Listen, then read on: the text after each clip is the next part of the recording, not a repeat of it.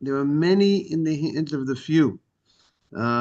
We know we are outnumbered in the world, and nevertheless, it's not about how many people we are. It's whether we will merit and if Hashem will give us the success in our battles. And when the Jews went to war, they were successful in their battles, so we should merit to be successful in our battles today as well. Um, so, like Ronnie said, we're dedicating it that the Israeli soldiers should be successful in their mission, and everybody should be safe. Um, there's no question, the Ramban Nachmanides writes that the concept of prayer a biblical responsibility every day, or is prayer a rabbinic responsibility? So Nachmanides writes that prayer, he feels prayer, good morning, Joshua, is a rabbinic responsibility. However, when there is a need, a special need, it would seem to be a biblical responsibility. So there's no question there's a great need today and for the Jewish people, and according to everybody's opinion, seems to be a biblical obligation, one Adam of prayer. We are on 21b1. We welcome Adam who has arrived. And the Gemara, we're up to the Gemara of the Kafta Ein Zakikla. It's on the right side of the page. We said that the last rabbi said, Rav said that if it goes out, you do not need to relight it. I'm going to get the Shulchan Aruch, right?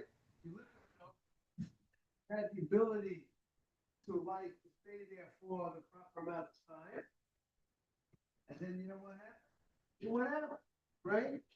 You lit it, and it went out. So what's the law? That if you lit it with the right amount of time that it could light, and it went out, so you still technically you have no obligation to relight it. In Shulchan Aruch in Siman Tuf Reish Ayin Gimel, this law is brought down. We'll read what it says. It says the following. Hadloka osa mitzvah. The mitzvah is the lighting. Meaning to say, once you lit, you have fulfilled the mitzvah. Therefore, if it goes out, you don't have to relight it. But the Chafetz Chaim says, but if you lit it in a place where it's windy, right? So if you lit in a place where it's windy, so then you did not have the ability to last for the proper amount of time. So then you are responsible to relight it in a place where the wind is not going to knock it out. Because that's as if you did not put enough oil in for it to light. Because you're going to have to put enough oil. Good morning, Ralph. That it should light. We'll see in the Gemara for half hour. So if you didn't put enough oil that it should light half hour after dark, you didn't put enough oil that it should light half hour after dark, then you don't fulfill your obligation. Now, what the Chafetz Chaim says, if you lit in a place where there's wind and the wind knocked it out, you have to relight it. But since you said that, he said you don't relight it with another blessing. You already said the blessing before. You wouldn't relight it with another blessing. And it's obvious the Chafetz Chaim says that if you see that the fire doesn't catch properly to the wick, and it's definitely going to go out right away, you do not fulfill your obligation. And then you would have an obligation to relight it. So the Shulchan Aruch says that if you lit the menorah, and the way we're explaining it, we had enough oil that it could light for half hour, and then it went out before the half hour of burning, you're not required to relight it. And then there's a fascinating halacha that says that even if it was Friday afternoon, it was before Shabbat, you put enough oil in the menorah, enough that it could last till a half hour after dark on Friday night. And it went out. And it went out even before, good morning, Emmanuel, before you actually accepted the Shabbat. It was still technically not Shabbat. You don't have to relight it technically. Also, if after you lit it, you went to fix it, and it went out by unintentionally, you are not required to relight it.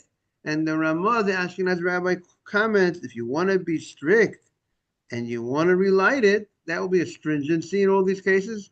Of course, you can't relight it once in Shabbat, but here, because we said even if it went out before Shabbat, you're not required to light it as long as you did good enough job that it would light, it was enough oil to light till after half hour after dark. If you want to be strict, you do not say a bracha because you're not responsible to relight it.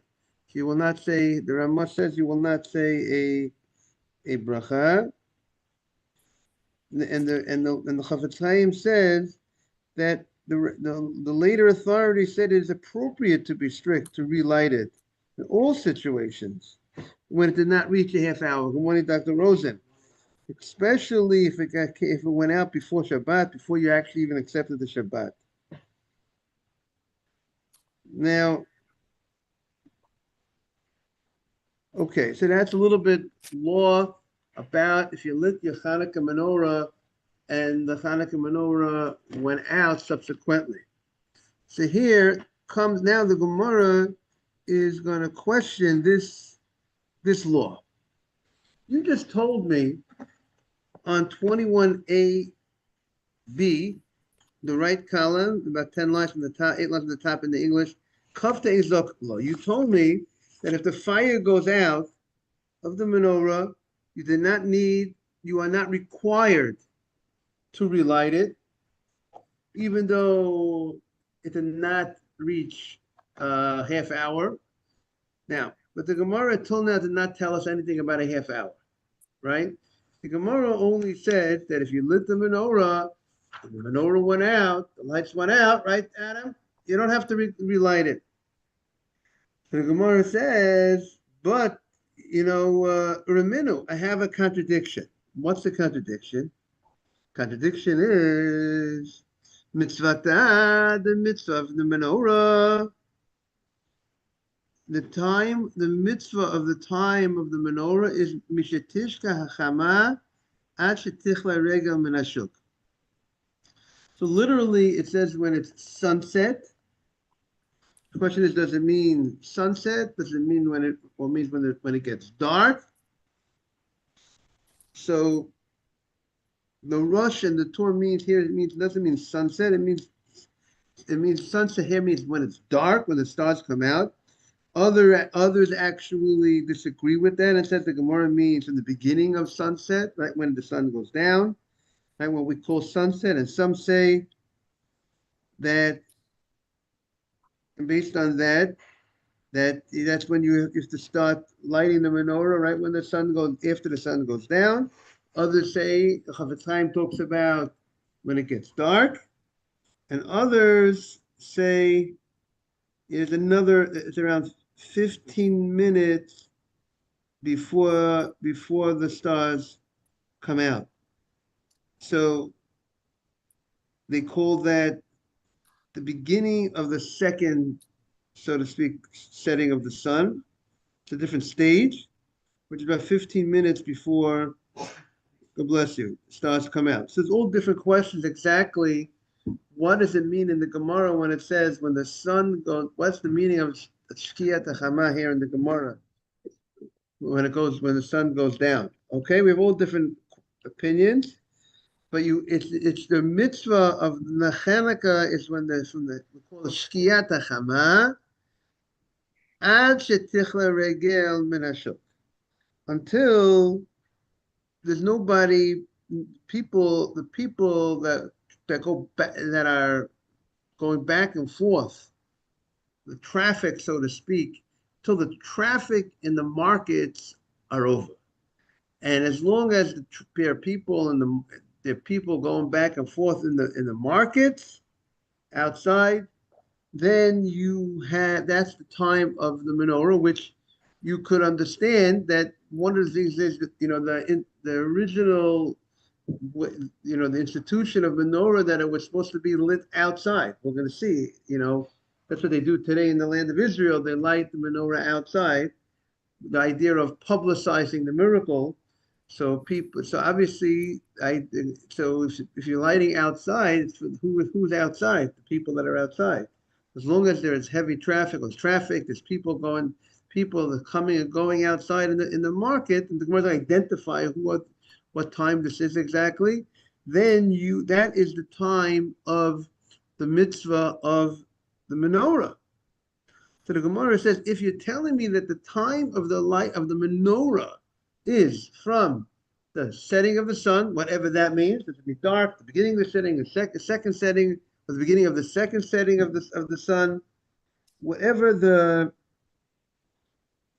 the meaning of Shkiat Hachama, until people are out of, until the traffic in the market is finished.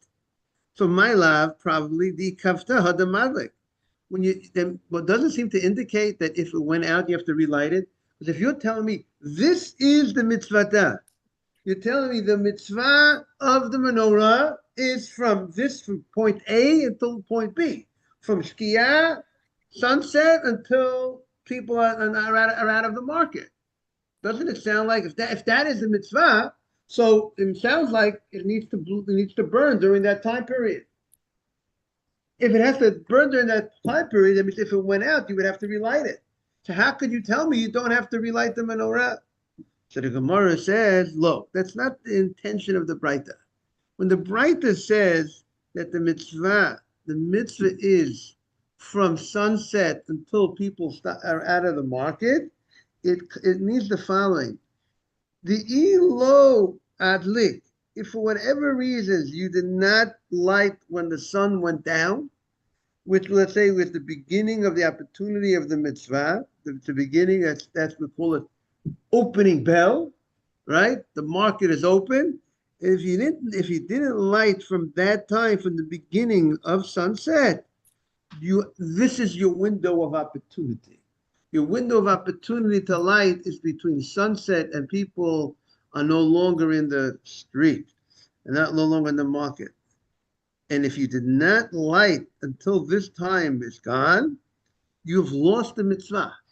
The mitzvah is gone because the mitzvah is for the people to publicize the miracle. This is according to at the time period when they would light outside. Well, let's say today's day and age, we'll see in Tosfot that we light inside, right? Where do we light the menorah? Here, let's say in America, we light the menorah where? Inside. So if the main publicizing the miracle is for the people of the house.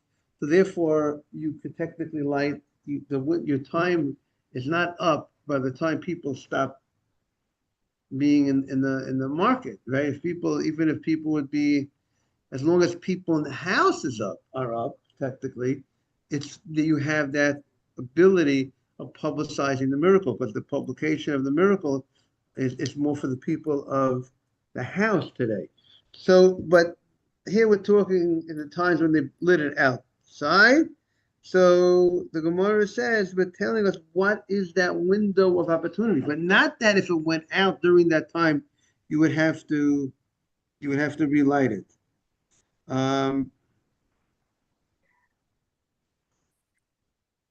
Now, this is how Tosfos learns.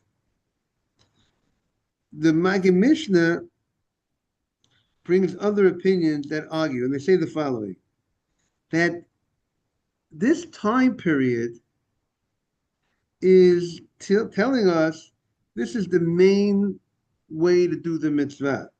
But meaning the way to do the mitzvah is to light, is supposed to make, this is the window, the ideal window for the mitzvah. But after the fact, if you did not light by this time period,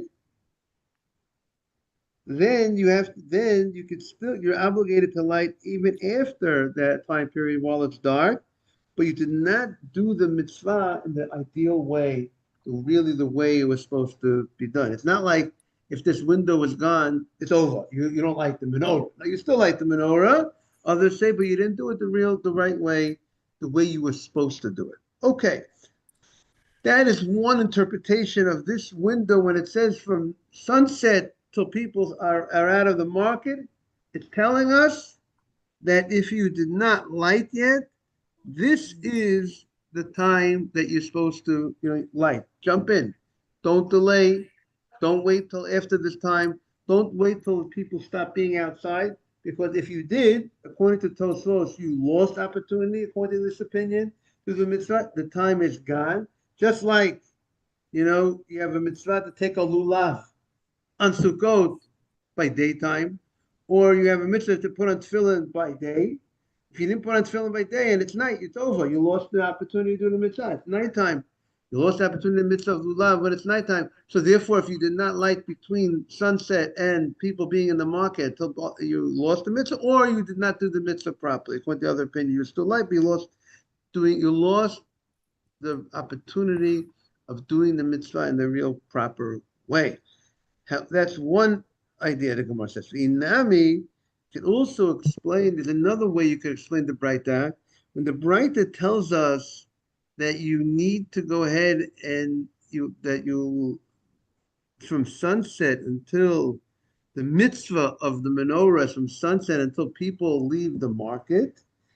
So that's telling us the amount of oil that you need to put into the menorah. And if you want to know the amount of oil you need to put into the menorah, the amount of oil is the amount of time from sunset until people leave the market, which is about a half hour. But if you put in oil for a half hour and it went out early, you don't have to relight it. Meaning, even though we said the word the mitzvah is from sunset till people leave the market, it doesn't mean that it has to burn. And if it all that time, meaning to say if it went out, you lost the mitzvah. It only means how much oil are you supposed to put in? This is how much oil you're supposed to put in. But if it went out, you don't have to relight it. As long as you did your due diligence, you did your responsibility, you put enough oil that it could have lasted that amount of time. And Tosfos understands that this opinion is holding. You don't need to technically, if you did not light it at the time of sunset, then you just, as long as you light it for that it lasts a half hour, even though it was nighttime, you started lighting it, you have the mitzvah. The mitzvah is, you're perfectly fine for the mitzvah because you are lighting it for a half hour, even though it's dark when you light it. Now, Tosfos understands that according to this second interpretation, that is telling you how long it should light for, that they did not tell us when to start to light. They're just telling us they're using, sometimes, like the Gemara says, you want to know how much distance you have for something. It's the amount of time to go from point A to point B, to go from Grand Street to East Broadway, to go from Fifth Avenue to Second Avenue. So, but not that you have to go from Fifth Avenue to Second Avenue, but it's the time to go from Fifth Avenue to Second Avenue. So here also, Tosfos is saying, when it says the mitzvah of menorah is from sunset until the people leave the market, it doesn't mean actually you have to light it at sunset until the people leave the market. It means that the amount of time that it's supposed to light for is that amount of time, which is, let's say, about a half hour. And but not that you have to light specifically at that time. Now, By sunset in Hanukkah time is early. Some people don't get home from work until 7 o'clock. Right, and that's a new phenomenon. Once we started having lights, Con Edison, but until we had Con Edison, people would be home much earlier, Because if you don't have lights outside, it was much earlier day. The day began much earlier. People, I presume most of the people were davening Vatican. They were davening at sunrise, and they weren't going to 8 o'clock minyan in those days. They were not going to 7:30 minyan in those days. Morning asaf. They were not going to 6:30 minyan in those days. They're going to the five o'clock. 5 o'clock minyan in those days. We call Vatican. Yeah, you have the nets. Yeah, you can't. Yeah, they would be going to the Nets minyan, exactly. Ralph is with the Nets. He's with the Sfarda, maybe, I don't know. Right? No, but right, exactly. You got the Nets minyan, morning asaf, and because you got to get to work, so you're gonna dive in the first opportune time, Nets, and then you got to go to work because the day is limited because of you don't have the lights out today. Because the first part of your davening, you couldn't Right, so they used to daven by heart. Now, if you want during the weekdays, you could use a candle. You have candles. You can have candles in the synagogue. The candles was the light. That was the Con Edison. It was candles. But those candles cannot really encourage great commerce with candles. Candles are a type of thing that you can go ahead and you could read at a candle, learn at a candle. I don't know if we said recently when I covered for a Dvar Halacha that the Gemara says, the Chafetz Chaim quotes, the nights, what was the nights created for? The nights were created for study of Torah. Because you can't, let's remove the Con Ed from more recent history. What were you doing at night? What could you do at night? There's very limited amount of activities that were able to be done at night. Obviously, you could be sitting at your table, be in the Beit Midrash, have a little candle lit, and then you can be learning. That's obviously an activity that you could be doing at night. And that really was the purpose, not to watch Netflix and all the movies and all the entertainment and all the sports, but that's not why the nights were created. It seems like that's why it was created for a lot of people today. That's not exactly why the nights created. But to address Ralph's point, Ralph is 100% correct. In our times, that people come home from work at 7 o'clock. So really, the lighting of the menorah now, but we also Usually it's in December. Hanukkah right, is usually in December. very early. Right? Now in our days but we also have the fact there's also people outside also later than ever before. So our time of the people being out is also more opportunity. So even when you're lighting at 7 o'clock, you got to come home at 7 o'clock. Number one, we said a lot of our time today, our lighting is for the members of the household to publicize it to them. And even non-members of the household, we put it at the window because we publicizing for the people because there are still people coming and going at 7 o'clock at night, at 8 o'clock at night. So therefore, that's why many people might be lighting the menorah at 7 o'clock at night. They're not lighting it at sunset. Now there are people that are particular about the time of the sunset time, or right when it gets dark. Now, so they bring down, according to the second interpretation of Tosfot, that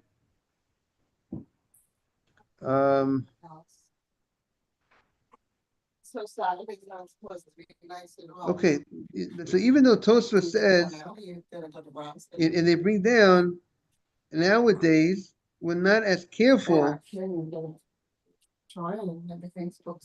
There are those, if Tosfot says that today many people aren't so careful about exact time they're lighting. They're not so particular about it because today it's for the people of the household, and because it's for the people of the household, so therefore, as long as people in the household are awake, so that is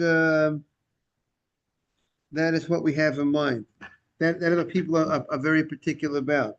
In contrast to Hanukkah, in contrast to right, Shabbat. Hanukkah is just any time. There's not like a cutoff. Right.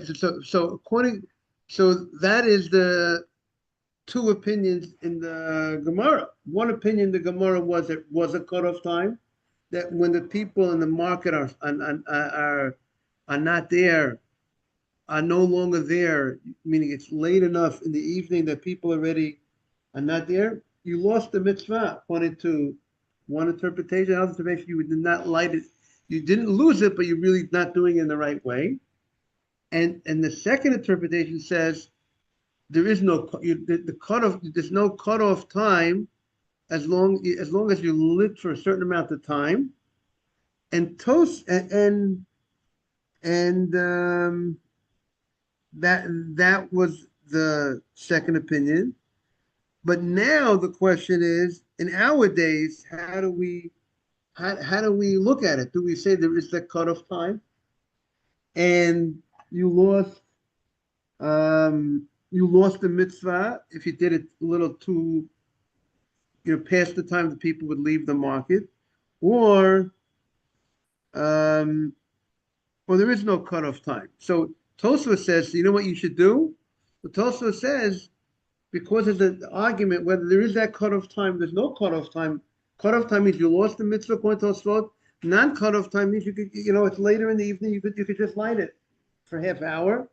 So Tosfos says, light it out of doubt, because you don't know if you have a responsibility to light it or you don't. And then Tosfos said, meaning, so you have two opinions. Take the more stricter opinion. But then Tosfos says, and according to that, you would light it without the blessing.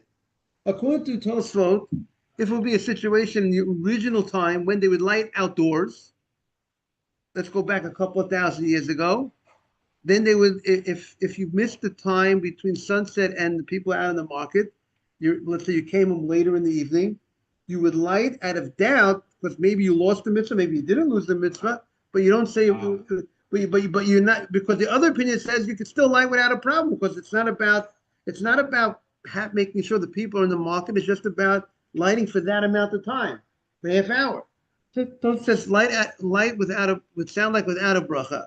But then Tosfos says this whole discussion was in those days when they lit outdoors. So therefore, the people in the street will play a big role according to the first opinion. But today, that we're lighting where? Indoors, Tosfos says. So it's all about the people in the house. Those are the main people. Therefore, that's why. Therefore, Tosfos says you will not have to be so concerned about this window of time. You don't have to make sure to come home from work, like Ralph was saying. Does a person have to leave work early at 3:30 in the afternoon, or to come home to make sure that or whatever the time is, to make sure they should light exactly at that time period, sunset, or right when it gets dark?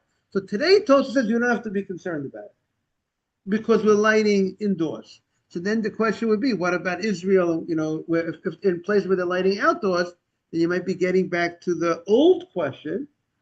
But also, even today, when you're even in places like Israel, when they're lighting outdoors, but the market has extended.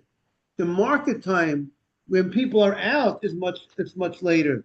So then the halacha will have to discuss how does that play a role. So if we'll take out in the Shulchan Aruch in Tuf Reish Ayin Beis, he talks about the Zman of the time of lighting the menorah, which is a discussion here in the Gemara. So he says you do not light the menorah before sunset. Now, the only time we light it before sunset is Friday afternoon, before Shabbat, because we have no choice. We can't light after sunset. But you don't light the menorah before sunset, only with the end of sunset, which the Chafetz Chaim says end of sunset means when the stars come out. You're not supposed to delay, the Shulchan Aruch says, and you don't do later, you don't do earlier. And then he's going on record, that Rabbi Yosef Cairo is going on record. He's talking about 500 years ago, whatever he's writing his law, which is more in our days. That's called our days compared to the time of the Gemara. And he is still saying, now this is before Con Ed, right? But you should not delay, he says, and you should not do earlier. Now, The Chafetz Chaim says, based on the language of the Shulchan Aruch, it would seem you're supposed to light immediately after the stars come out. Because he says, don't delay. Don't do it earlier and don't do it later. And then he says,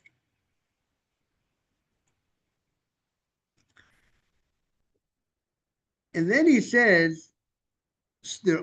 is an opinion that says, interesting language, there's an opinion that if somebody is very busy, meaning if you want to have time afterwards, you could light before Plag HaMincha. Plag HaMincha is, let's say, today Plag HaMincha is like, if you have a 12-hour day, it's an hour and a quarter before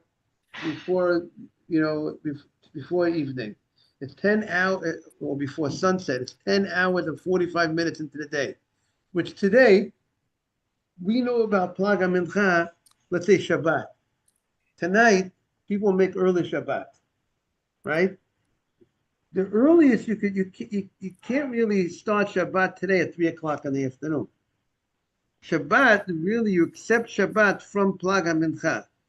It's from, which today is probably, I'm guessing, it's around 5 to 7 or something like that in the evening. That's Plag HaMincha. It's like, it's an hour and something, before Shabbat begins, like an hour or so before the end of the day. It's really, you take the day from sunrise, sunset, split it in 12 parts, and 10 hours and 45 minutes will be the time of Plag HaMincha. So, and that would be, let's say, the earliest the person will be able to light. So talking about Hanukkah time that Ralph was talking about, when sunset is around 4:30, Plag HaMincha is around 3:35 or something like that, depending on the exact time of the year that it comes out. So if a person would need to light the menorah, but he has to leave, he's not going to be able to light later. So the earliest time they can light is, like, say, after 3:35, 3:40, whatever that time. They would not be able to, even for Shabbat. I presume we have to wait till Plag HaMincha, like 3:35, 3:40. It's not like on Friday afternoon you should light at 2:30 in the afternoon.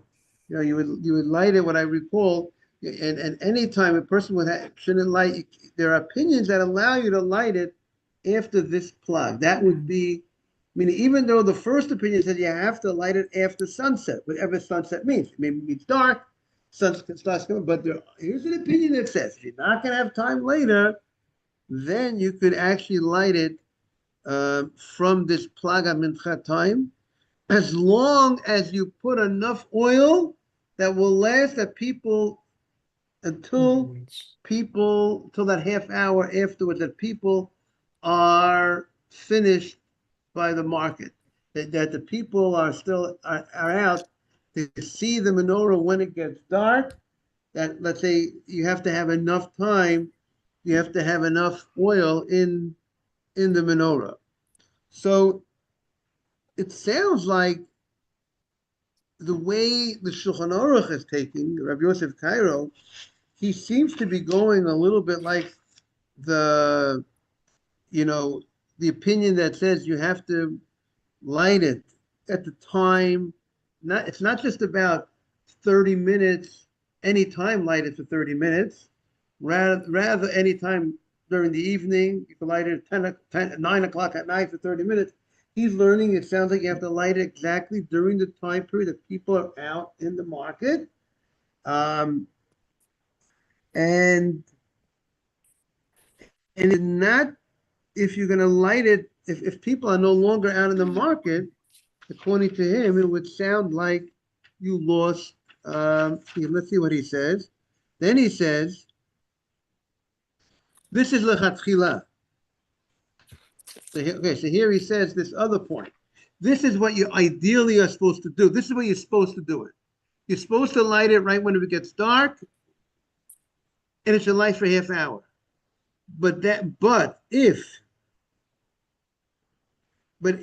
you did not do it at that time, so he's taking that other opinion that we said, not like Tosfot, If you and you did not light, you still light the whole night. And if the whole night has passed and you did not light, you lost it. It's gone. That's when you lose it. You lose it when the whole. Now it's interesting that he says you light the whole night. He doesn't say, you know what, you only after a certain amount of time you lost the bracha. You know, light all night. It sounds like at 2 o'clock in the morning. You light it with the bracha. That's what it sounds like the Shulchan Aruch. That's what it sounds like the Sephardi. That's what it sounds like his opinion would be. Now, so there is a discussion. Would he say you say a bracha the whole night? So there are those. So some say you have until midnight to say a bracha. After midnight, you will not say a bracha.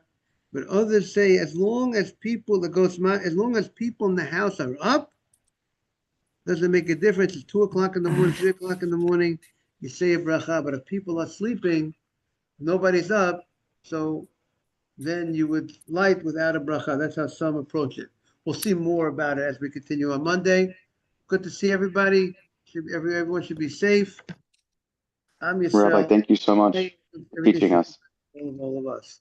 All the Shabbat best. shalom, Rabbi. Shabbat shalom. Have a beautiful Shabbat. The merit of our learning should protect, and our prayer should protect the Jewish community. All the best. Ralph, keep it up. Asaf, Manuel, keep it up. Beautiful. How do they people light outside in those days? The wind will blow it out in 5 seconds. They have like a glass box. They put it in Oh, some I sort of see. glass. Okay. That's what they're doing. That's what they're doing today, Ralph. They have, Uh-huh. you have glass ones. Mhm. Like Interesting.